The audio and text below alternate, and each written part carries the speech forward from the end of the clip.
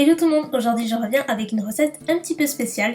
Il s'agit d'un gâteau à la mousse pêche vanille qui vient du livre Gâteau de rêve. C'est un livre de gâteaux incroyable, celui-ci est délicieux et je me suis dit que je pourrais le filmer, ça pourrait peut-être vous donner une idée pour l'occasion de la fête des mères par exemple. Si vous voulez vraiment épater votre maman dans tous les sens du terme, parce que c'est un gâteau qui est très très long à faire mais qui est succulent, donc j'avais très envie de faire ça pour cette occasion-là.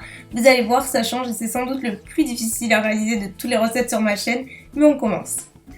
Donc pour commencer, concernant les ingrédients, il vous faudra 260 g de farine, 340 g de sucre, 25 cl de lait, 100 g de beurre ramolli, de l'arôme vanillé, un peu de levure chimique, ainsi que 2 blancs d'œufs.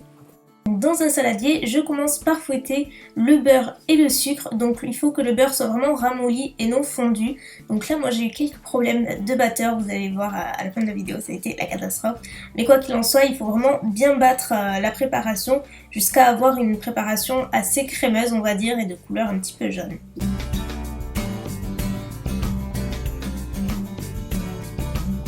Donc après avoir ajouté le lait et l'extrait de vanille, il ne vous reste plus qu'à ajouter les ingrédients secs comme la farine et le demi-sachet de levure, puis mélanger la préparation, je vais y arriver, jusqu'à avoir une préparation justement bien homogène et bien onctueuse.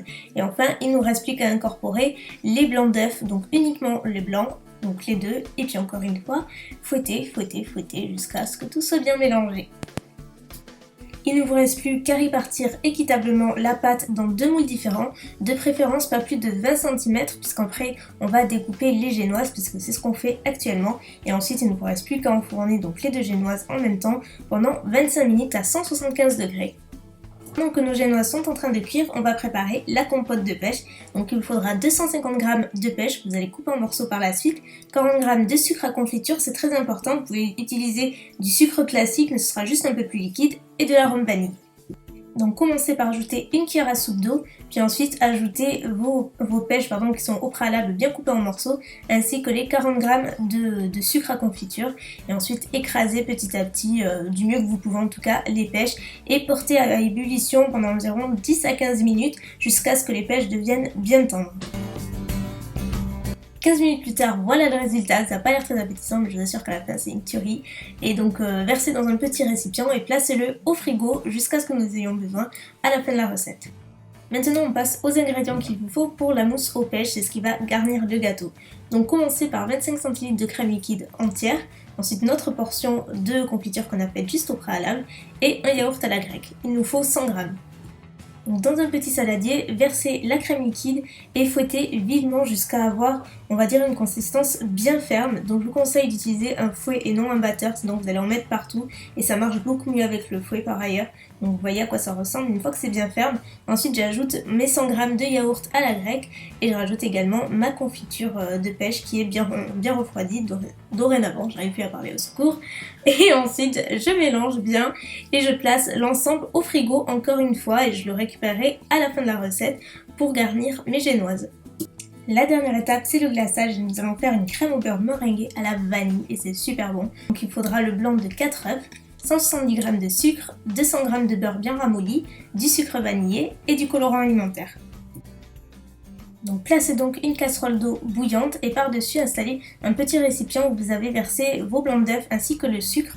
Et donc là le but c'est de fouetter jusqu'à ce que la préparation atteigne environ 65 degrés, mais si ça vous parle pas il suffit juste que les cristaux de sucre aient tout fondu et en fait pour s'en rendre compte c'est très facile, non seulement on le sent, c'est beaucoup moins difficile à fouetter et surtout on le voit. Donc vous avez prévenu, c'est une recette qui est extrêmement longue à faire, qui demande beaucoup d'ingrédients et beaucoup de temps. Moi j'ai mis toute une après-midi, il faut compter une demi-journée ou pas loin, mais je vous assure que le résultat en vaut vraiment la peine tellement c'est délicieux. Et il ne vous reste plus qu'à sortir votre batteur pour la énième fois et faire monter la préparation jusqu'à ce que ça soit bien ferme et aéré. Une fois que c'est fait, ajoutez vos 200 g de beurre qui sont vraiment ramollis et non fondus, sinon ça va casser en fait toute la préparation et c'est vraiment pas le but, croyez-moi. Et puis fouettez, fouettez jusqu'à ce que ce soit encore une fois assez ferme.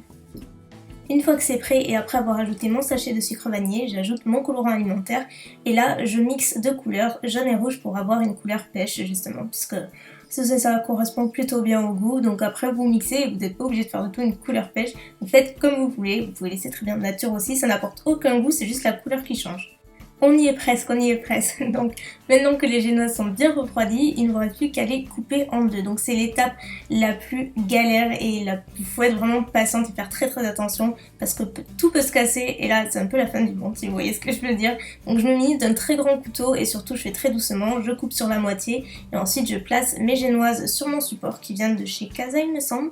Donc sur mon support que je divise en deux et puis je vais garnir, vous voyez comme ici avec une spatule en silicone. Donc je garnis chaque génoise au dessus, je n'hésite pas à être assez généreuse, c'est vraiment ça qui fait la différence. Et je répète la même opération pour toutes les génoises, donc il y en aura 4 au total, donc c'est quand même une sacrée hauteur. Et enfin, la dernière étape, alléluia, on y arrive, c'est bien entendu le glaçage. Donc vous reprenez votre glaçage au beurre meringué et à la vanille, qui est donc préalablement, qui a reposé au frigo juste avant. Et donc là, à l'aide d'une spatule à pâtisserie, vous voyez que je glace tout le dessus, j'en applique, mais vraiment une fine couche. Qui va me servir de base entre guillemets, c'est comme le make-up si on peut dire. Je fais pareil à la fois dessus et sur les côtés. J'attends un peu, je laisse placer au frigo, on va dire une vingtaine de minutes. Et ensuite je rajoute une seconde couche, parfois 3, pour que ce soit bien lisse. Sauf que vous le voyez sur les images, ce n'est pas si lisse que ça. Puisque comme je vous le disais en début de vidéo, mon batteur en fait m'a lâché au moment de battre en fait justement ce glaçage là, c'est pour ça qu'il n'est pas complètement lisse. La dernière fois que j'avais fait le gâteau il était beaucoup plus sympa, beaucoup plus joli et évidemment c'est toujours dans ces moments là que ça arrive donc je suis vraiment dégoûtée. Mais bon j'avais pas le choix parce que je n'avais plus d'autres batteurs, donc voilà ce que ça donne mais ça ne change rien au goût, c'est délicieux. Et voilà, une fois terminé, à quoi ça ressemble. Donc, comme je l'ai dit, il est vraiment succulent. Et malgré les 4 génoises, en fait, vous pouvez en faire moins, tout dépend de la levure et du moule que vous utilisez. Mais malgré ça, en fait, il est très léger, très fin. Il a fait un tabac à chaque fois que j'ai fait. J'ai déjà fait 2 fois et croyez-moi, il a pas fait plus d'une soirée. Donc si vous le refaites, n'hésitez pas à utiliser, comme d'habitude, le hashtag ElsaCuisine pour que je puisse liker vos photos et avoir vos retours. Et si vous le faites pour la fête des mères, n'hésitez pas à me dire ce que votre maman en a pensé. Heureusement que c'est terminé. Je suis sûre que vous allez l'épater. Allez, plein de bisous et à bientôt.